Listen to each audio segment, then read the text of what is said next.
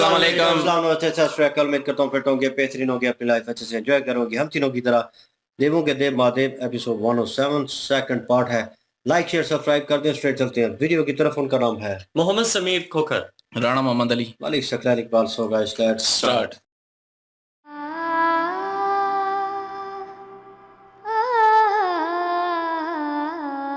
सती,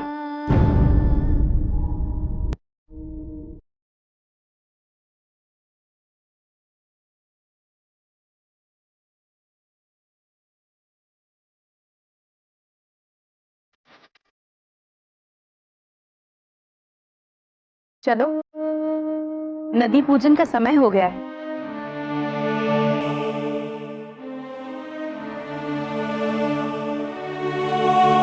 अब तुम सब चलोगी कि यहीं बैठे बैठे आंसुओं की नदी बहाओगी?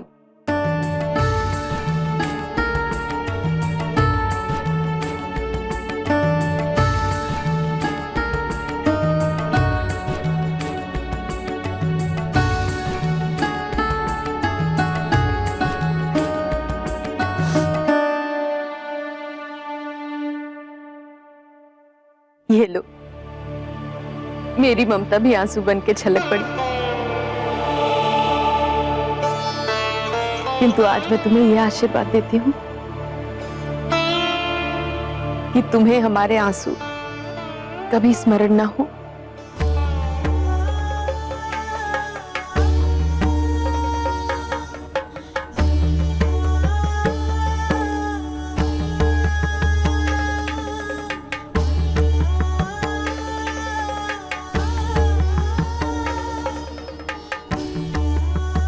चलो, नदी पूजन का समय हो गया। ये सत्य है, शिव मुहूर्त और तिथि के प्रभाव से परे है, किंतु इसका प्रभाव सती पर अवश्य पड़ेगा।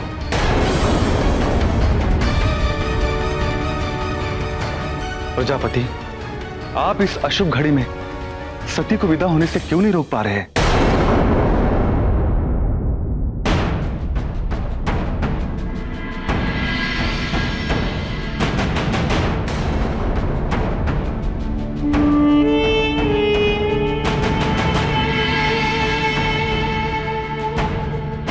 मेरा सलाहकार नियुक्त होते समय आपने शपथ ली थी,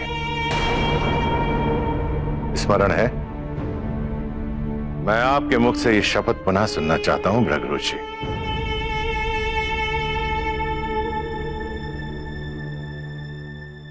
मैं महर्षि भृगु ईश्वर को साक्षी मानकर शपथ लेता हूं कि मैं प्रजापति दक्ष के सलाहकार के रूप में मैं सदैव हर परिस्थिति में इस पद का मान रखूंगा। प्रजापति दक्ष का हित और सेवा मेरा धर्म है। मैं इसका पूरी सत्यनिष्ठा से पालन करूंगा। प्रजापति दक्ष का हर आदेश मुझे स्वीकार होगा। अपने पद की मर्यादा रखने हेतु मैं हर बात को गोपनीय रखूंगा।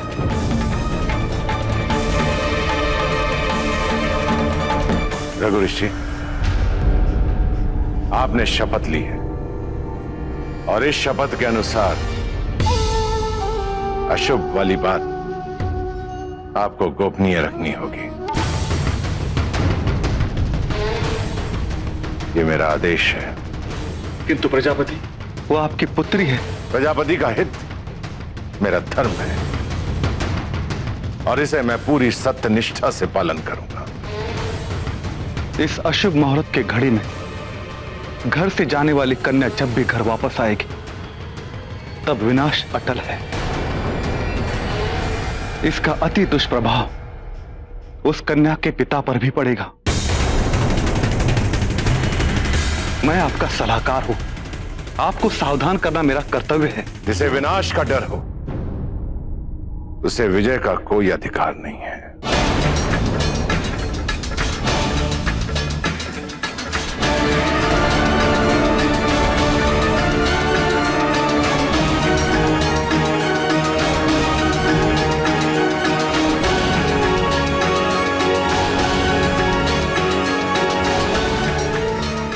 पता नहीं मेरी आत्मा इस गोपनीयता का बोझ कब तक सहन कर पाएगी।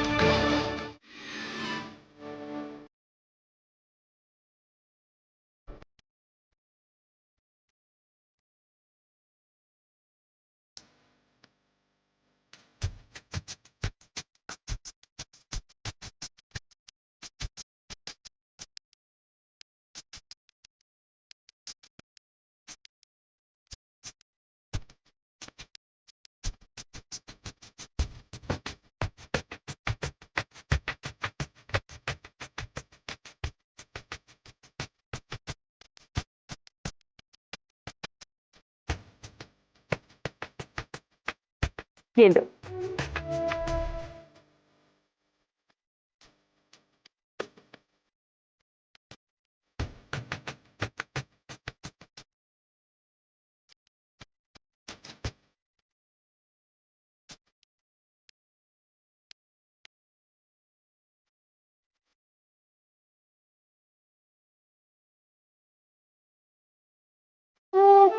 अब इस नदी के जल में आप दोनों अपना प्रतिबिंब देखेंगे।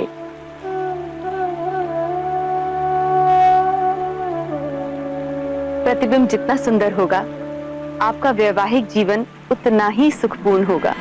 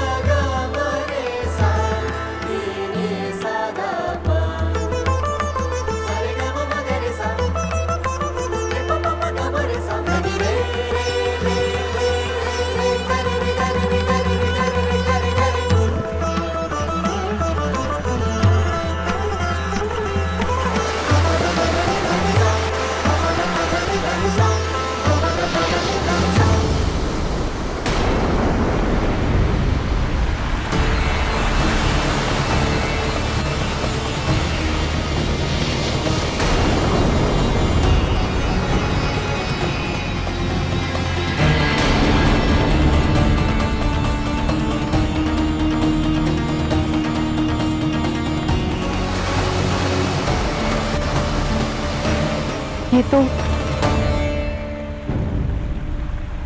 शुभ संकेत नहीं है।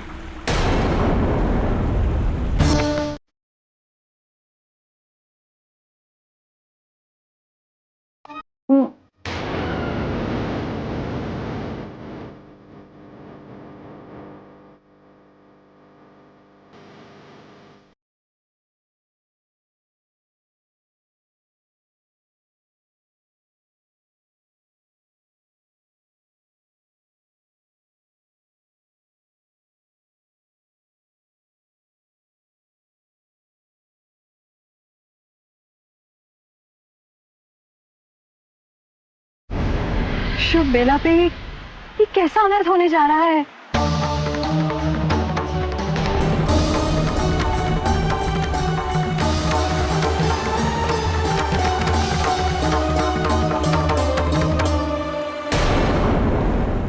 आज वैसे समझ आइए कि ऋषि भृगु जी जो हैं वो क्यों साथ देते हैं प्रजापति का। तो आज पता चला कि वो भी जो हैं वो मजबूर हैं, क्योंकि उन्होंने शपथ दी हुई है और शपथ की वजह से वो मजबूर हैं। हर फैसले में उनका साथ दे रहे हैं, हर कार्य में उनका साथ दे रहे हैं, हर जगह पे उनका साथ दे रहे हैं। तो हम समझते थे कि वो उन्हीं के साथ हैं, उनका राइट हैंड है, तो ये हैं वो हैं, सलाहकार हैं, लेकिन उन्होंने शपथ जो ली हुई है ना उसके नीचे जो है और दबे हुए हैं शपथ के। तो वो अपनी मर्जी से कुछ नहीं कर सकते। अगर जो है वो प्रजापति ने जो कहना है वही महर्षि भृगु ने कहना है। तो वो जो अभी शुभ मुहूर्त नहीं था, अशुभ मुहूर्त था, तो वो उन्होंने जो है प्रजापति को बताया है, लेकिन प्रजापति ने जो है फिर से वचन याद करवा के, वो शपथ याद करवा के, तो फिर कहा है कि ये मैं जो बताने लगा हूँ इसको जो है वो राज को राज ही रखना है, उसको फाश नहीं करना।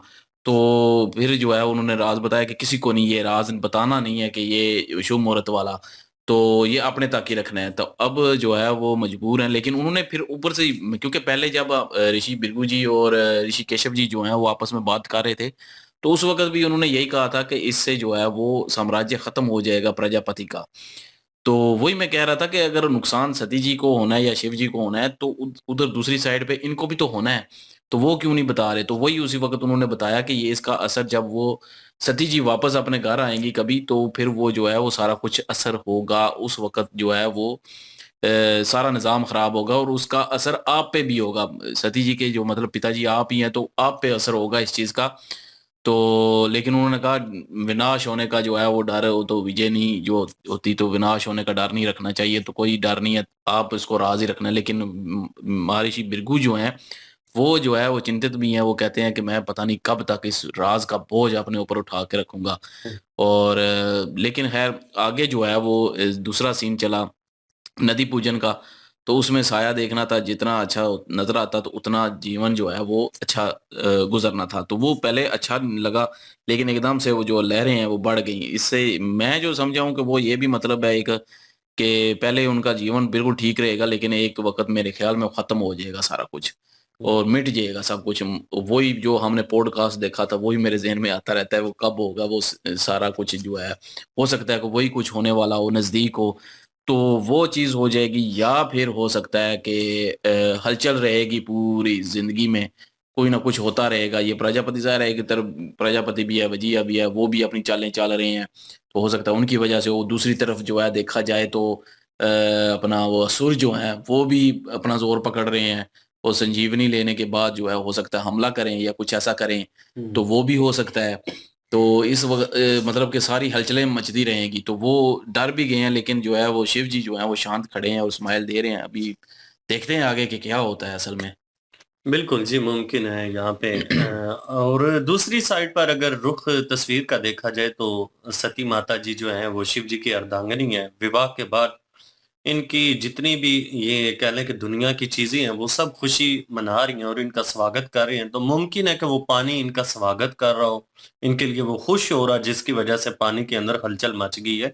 गंगा जो है वो है तो शांत क्योंकि शिव जी के फेस एक्सप्रेशन नज़र आ रहे हैं ना, वो बड़ा मुतमिन है। उनको कोई भय नहीं है, किसी किस्म का कोई डर नहीं है। हालाँकि सती जी जो हैं वो उनके पीछे आ गई हैं शिव और जी को तो मेरे ख्याल में हाँ, फ्यूचर का पता है। हाँ। जानते हैं असली और में। यहाँ पे लग तो हमें भी यही रहा है कि क्योंकि माता प्रसूति जो है उन्होंने भी कहा कि शुभ संकेत नहीं है, लेकिन ये भी मुमकिन है कि वो पहली दफा यहाँ पे पधारी हैं विवाह के बाद, तो हो सकता है गंगा उनका स्वागत कर रही हो। नहीं, ये अपोजिट मुझे जहाँ तक लग रहा है, क्योंकि वही अपोजिट ही होगा। शांत वाला सिस्टम था पहले। और उन्हें लगा कि अब शुगर नहीं है, ये शुगर हो रहा है, और वो पूजन कर रहे थे। और उसी दौरान वो लहरें जो है वो जोर पकड़ना शुरू हुई, और वो उसके बाद जो है वो सही कहते हैं कि गुस्से में आ गई वो नदी जो है। और वो साए जो है वो शांत, क्योंकि शांत तो हो पानी तो आपके साए ठहरते हैं, अगर लहरें चलें तो वो खत्म हो जाती हैं। तो जीवन का ये एक वो सर्कल था एक किस्म का। तो उनकी माता भी कह रही हैं, सरस्वती जो है वो भी यही कह रही हैं कि अब शुगन है ये। तो उसके ऊपर शिव जी की तरफ उस वक़्त देखा है सती जी ने बड़े गौर से, कि इनके एक्सप्रेशन, और इनको नहीं लग रहा कि ये गलत हो रहा है और ये कुछ अनर्थ होने वाला है और हमारा जीवन जो है वो सुखदायक नहीं होगा। वो इनकी तरफ देख रही थी और लग रहा था ऐसे कि वो कुछ जवाब देंगे, लेकिन वो स्टिल जो है वो नदी की तरफ देख रहे थे और मुस्कुरा रहे थे। और जिस तरह पानी का बहाव जो है वो ऊपर हुआ है, लहरें ऊपर हुई हैं, सब पीछे हटे हैं। उनकी जो सिस्टर्स थी वो भी इस चीज़ को लेकर चिंतित थी कि यार ये क्या सिचुएशन हो रही है और ये ऐसा होना नहीं चाहिए और ये तो सही संकेत नहीं है। लेकिन शिव जी स्टिल वहीं पे खड़े हैं, और आखिरी सीन में भी दिखाया गया है कि बिल्कुल किनारे के ऊपर वो खड़े हैं, उसी जगह के ऊपर, वो पीछे नहीं हटे। लेकिन सती जी जो हैं वो घबरा गई, और वो शिव जी के पीछे एक किस्म का होगी, क्योंकि उन्हें डर लग रहा है।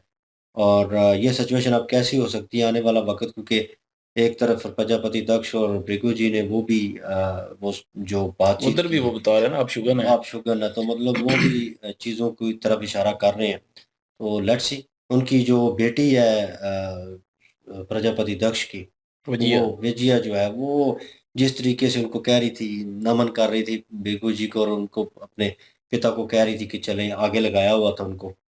अब जो प्रजापति दक्ष ने थोड़ा बहुत अपने जज़्बात कंट्रोल करने थे या मान लेना था, वो उसके ऊपर, जली के ऊपर तेल छिड़कने वाला काम ये कर रही हैं। वो तो अपना बदला पूरा करना चाहती है ना हाँ, कि ये सुकून से ना रह सुकून से सती ना जी जो रहे। है। तो बहरहाल लेट्स सी, देखते हैं वो तो सिचुएशन चाहती क्या हैं अब होती शुगन है। हो। तो ये तो पता चलेगा जी नेक्स्ट पार्ट में। और लाइक शेयर सब्सक्राइब कर दें। इंशाल्लाह मिलते हैं नेक्स्ट वीडियो में। अपना ख्याल रखिएगा, दुआ में याद रखिएगा। तब तक के लिए अल्लाह हाफिज, पीस।